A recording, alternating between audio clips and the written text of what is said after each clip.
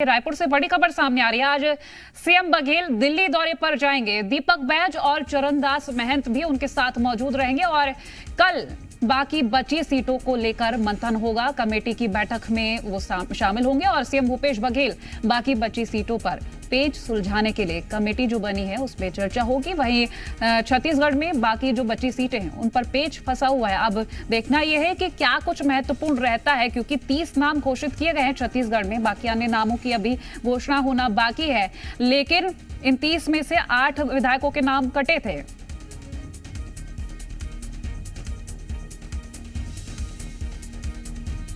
रायपुर से associate editor Rupesh Gupta हमारे साथ जुड़ गए हैं। रूपेश, देखिए, बीते कल 30 नाम घोषित किए गए, 8 विधायकों के टिकट कटे, जहां सीएम भूपेश ने कहा टिकट कटे नहीं है, सिर्फ बदले गए हैं। ऐसे में अगर हम कल के होने वाले मंथन को लेकर बात करें तो क्या कुछ जानकारी?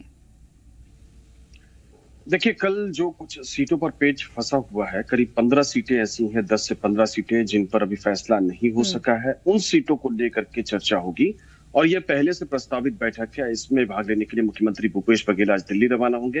हालांकि जो टिकट के दावेदार हैं बड़ी संख्या में दिल्ली में पहले से कई दिनों से मौजूद हैं और उप मुख्यमंत्री टीएस सिंहदेव, चरणदास महंत और दीपक बैज जो इस कमेटी के सदस्य हैं वो भी इसमें शामिल होंगे। दिल्ली से अजय माकन शामिल होंगे, प्रभारी कुमारी सैलजा इसमें शामिल होंगी। इसके अलावा केसी वेणुगोपाल भी इसमें शामिल होंगे। एक जब फैसला नहीं हो सका था सीसी की बैठक में, तो राहुल गांधी ने एक कमेटी बना दी थी कि कमेटी बाकी सीटों पर फैसला करे। क्योंकि पेच इस बात को लेकर के फंसा हुआ है कि जो सीटें हैं उन सीटों में दोनों कैटेगरी की सीटें हैं, यानी कि वो सामान्य श्रेणी की सीटें हैं। ओबीसी वहां पे जो जिस तरह से फिट होना है वो फिट नहीं हो पा रहे हैं, जहां पे सामान्य को फिट होना है वहां पे फिट नहीं हो पा रहे हैं। तो कुल मिलाकर के पेच इसी बात को लेकर के फंसा हुआ है और इसी को सॉर्ट आउट करने के लिए ये बैठक बुलाई गई है। हालांकि इससे पहले इन लोगों की बैठक 2 बार हो चुकी है, स्क्रीनिंग की बैठक भी 1 बार हो चुकी है।